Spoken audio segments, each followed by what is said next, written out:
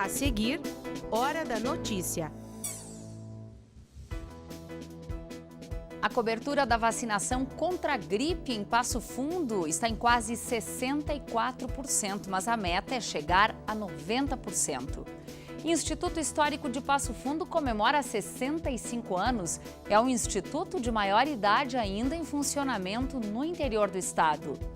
No mês do combate ao melanoma, nós vamos conversar com o oncologista Rodrigo Villarroel.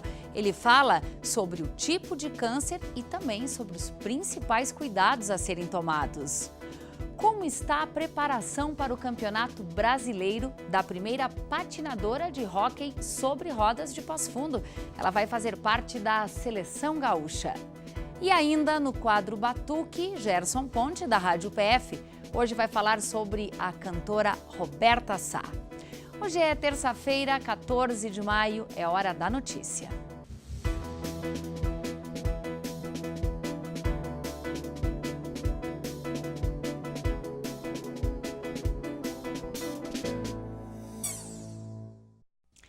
A cobertura da vacinação contra a gripe em Passo Fundo chegou a quase 64% da média dos grupos de risco. Os idosos são os que mais se vacinaram até o momento, alcançando aí 83,32%. No entanto, crianças e gestantes ainda não chegaram a 60% da média. Já foram aplicadas 44.500 vacinas, mas a meta é chegar aos 90% de imunização geral. Por isso, a campanha segue nas 25 salas de vacinação espalhadas pelas unidades de saúde e também na central de vacinas, que fica no centro da cidade. Uma última informação é que a vacinação em casa, ela também é um serviço oferecido pela Prefeitura. O atendimento é destinado às pessoas que apresentam dificuldade de locomoção ou enfermidade e aí precisam ser imunizadas. A comunidade nessa situação deve fazer contato com a Secretaria de Saúde. Bom, o Instituto Histórico de Passo Fundo comemorou ontem à noite os seus 65 anos. E entre as instituições históricas, essa é a de maior idade ainda em funcionamento aqui no interior do Rio Grande do Sul. Na celebração, muita história para contar. O Instituto foi idealizado para resgatar a história do município antes mesmo do seu centenário, comemorado em 1957, mas continuou.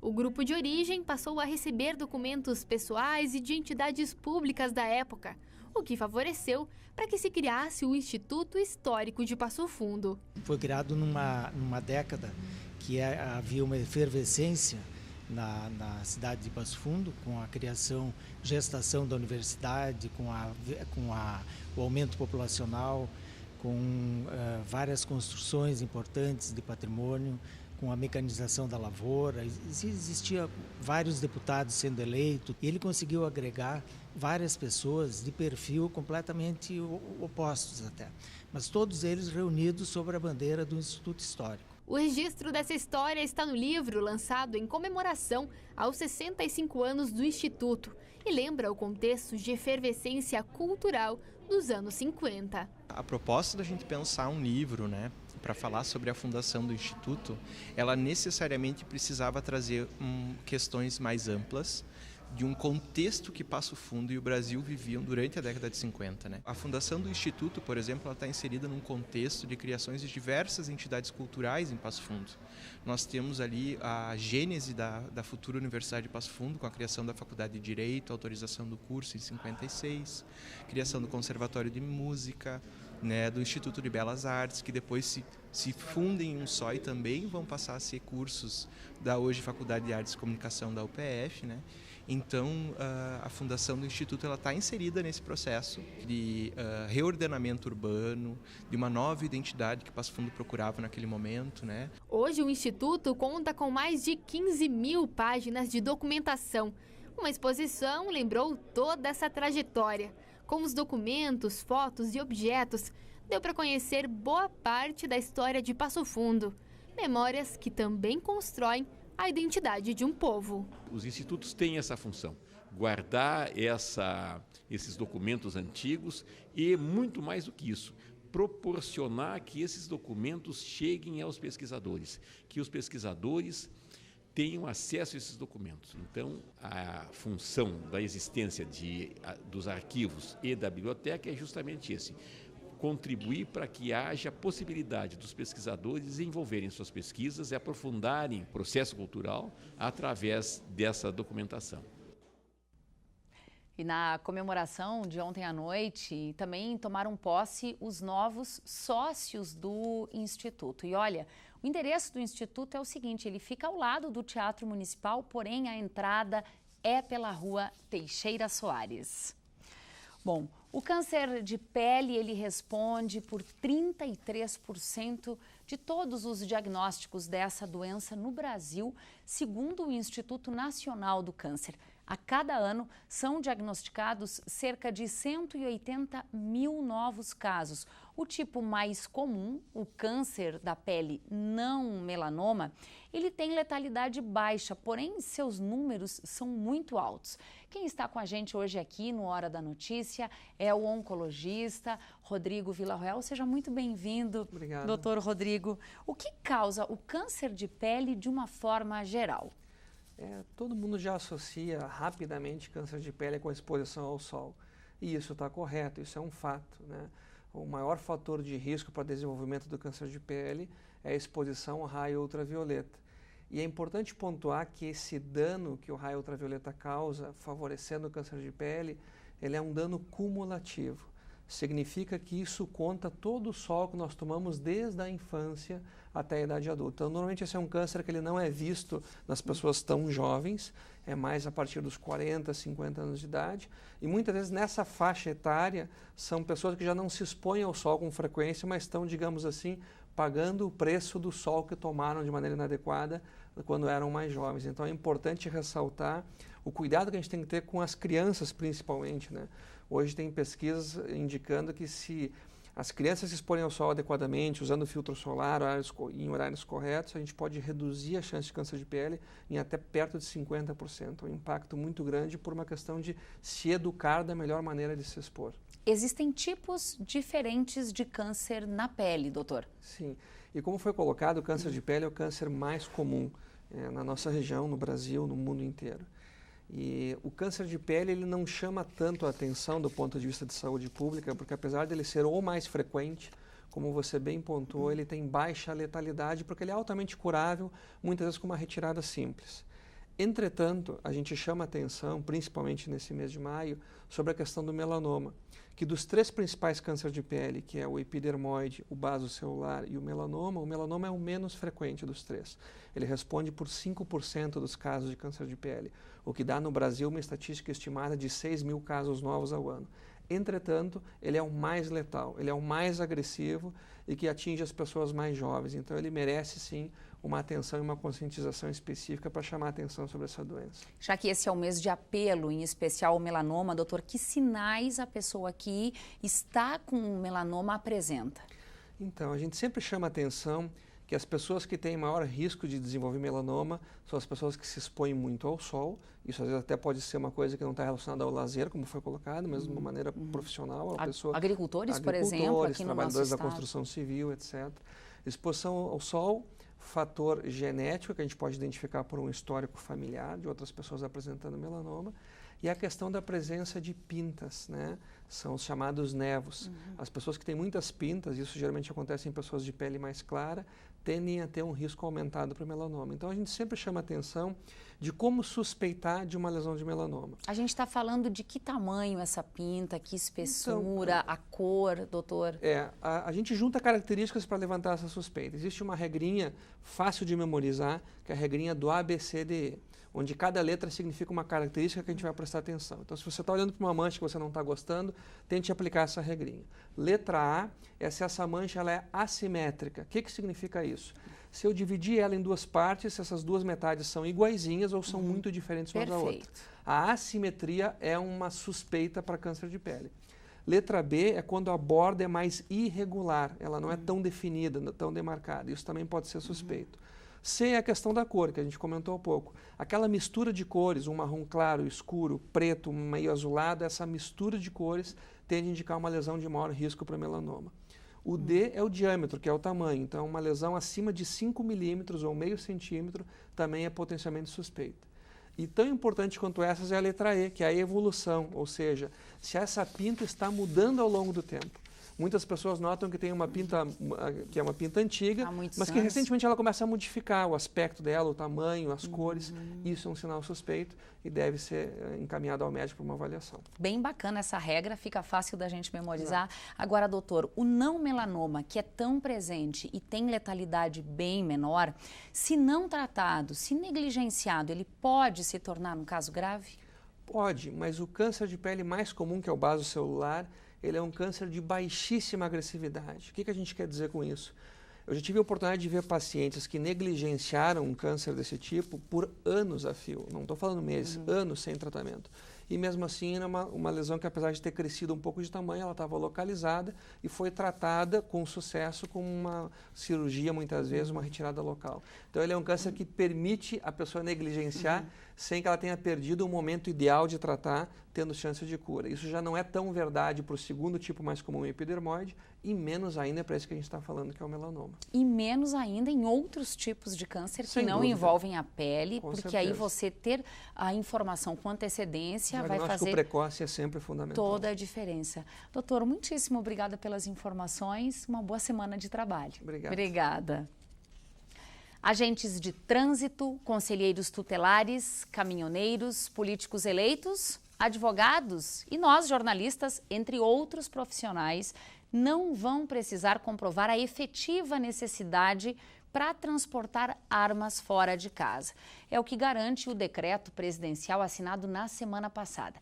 E esse tema, que aliás é bastante polêmico, será o assunto do programa Painel de hoje à noite. Então, olha só, o programa começa às 8 horas da noite, é ao vivo, aqui pela UPF TV. Você pode acompanhar pelo canal aberto ou pelo 14 da NET. Você pode acompanhar também pela rede de rádios UPF.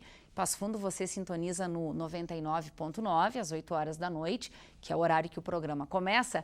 E também você pode acompanhar pelo Facebook, na página da UPF TV e ainda no site da UPF TV. Participe, dê a sua opinião nesse assunto que é bastante polêmico. A Zulmara Colucci hoje reúne especialistas com opiniões diferentes e que vão debater este assunto.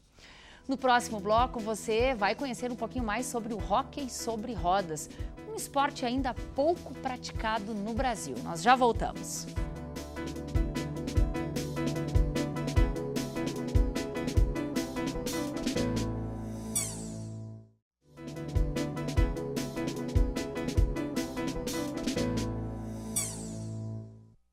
Os meses de abril e maio são os de menor média de chuva, com 100 e 114 milímetros, respectivamente. Olha só, em abril choveu 80 milímetros, mas o mês de maio, ao que tudo indica, deve ultrapassar a média. Já choveu, nesses primeiros dias do mês de maio, 112 milímetros, segundo o Observatório do Clima da Embrapa Trigo de Passo Fundo. Bom, o frio deve se intensificar na próxima semana, mas a gente apresenta agora, então, como fica a previsão para os próximos dias. Previsão de uma quarta-feira com sol e nuvens em Passo Fundo sem chuva. A mínima fica na casa de 10 e a máxima chega a 19 graus. A quinta-feira também será de céu limpo, com poucas nuvens e não tem previsão de chuva. A mínima também fica na casa dos 10 graus e a máxima sobe um pouquinho, chega a 20. Se você tem lixo eletrônico em casa e não sabe aonde descartar, então presta atenção nessa dica. O Grupo de Estudo e Pesquisa em Inclusão Digital aqui da UPF, vai realizar a 8ª edição da coleta digital. Vai ser nos dias 18 e 19 de maio, neste final de semana, portanto, no estacionamento do Bourbon Shopping. Bom, o que você pode levar são equipamentos eletrônicos variados, menos baterias de celulares e pilhas, que nesta edição não serão recebidas.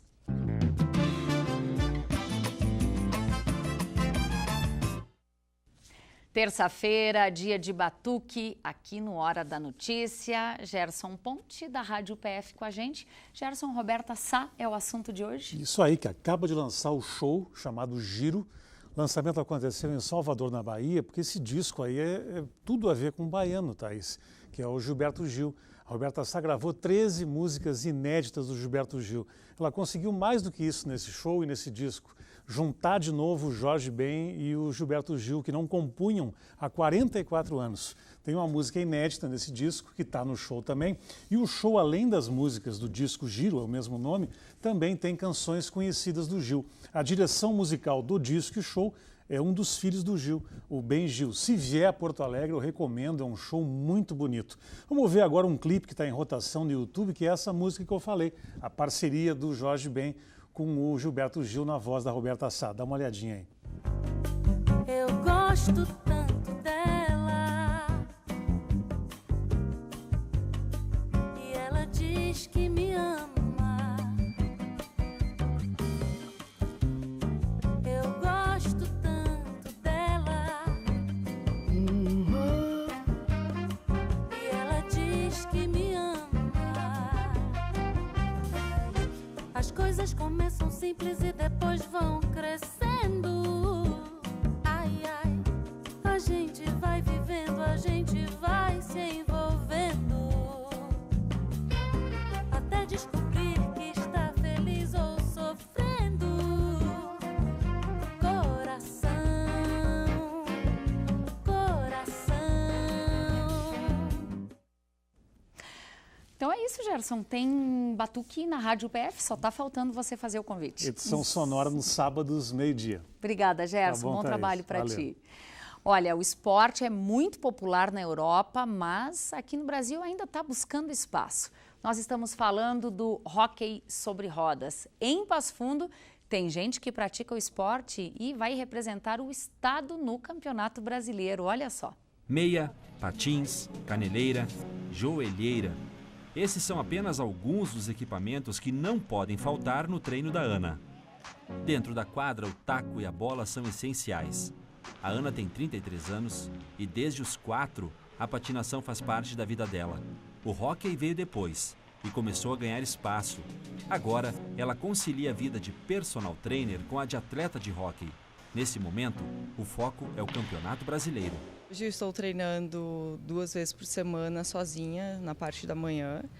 E eu dou 2 noites de treino, então eu consigo fazer alguma coisa mais leve nesses dias que eu dou treino com os meus alunos. E eu intensifico um pouquinho nesses dias da manhã. O time está se reunindo em Guaíba, por onde a gente vai jogar. E a gente está juntando as meninas para fazer esses intensivos agora em todos os finais de semana. Ana é uma das poucas atletas que pratica o esporte no Rio Grande do Sul e é a única mulher em Passo Fundo. E isso é reflexo de uma realidade nacional. O esporte ainda não é muito conhecido por aqui e poucas cidades têm espaço para atividade. Realmente por não ser tão disseminado assim no Brasil, né? Tem umas equipes mais na região realmente de São Paulo, Rio e no Nordeste. Então, para a região aqui agora está sendo alavancado de novo o esporte, então eu acho que esse que é o verdadeiro problema, entre aspas, assim, dessa adaptação para o esporte, conseguir realmente viabilizar ele como se fosse um esporte mais comum, assim. Mesmo assim, Ana segue com os treinamentos, afinal, dentro da quadra, muito mais que boa pontaria e velocidade, é preciso agilidade. Ele está abrindo bastante portas assim para mim. Uma delas é poder agora, por exemplo, jogar o brasileiro, né? É uma atividade que patinar para mim é uma atividade que eu amo. Então conseguir juntar com esse esporte coletivo, não só individual, e ter a vivência das outras meninas, de outros clubes, enfim, para mim está sendo uma validade enorme, assim. E a expectativa para o Campeonato Brasileiro é a melhor possível. Ela vai fazer parte da primeira equipe feminina do estado a disputar o campeonato de hóquei sobre patins. A gente vai dar o nosso máximo e esperamos trazer bons resultados. Se a gente conseguir um resultado legal, provavelmente ano que vem a gente poderia ir por um sul-americano. Então a gente vai com garra, vai com força para tentar trazer isso para a gente. Uma boa colocação.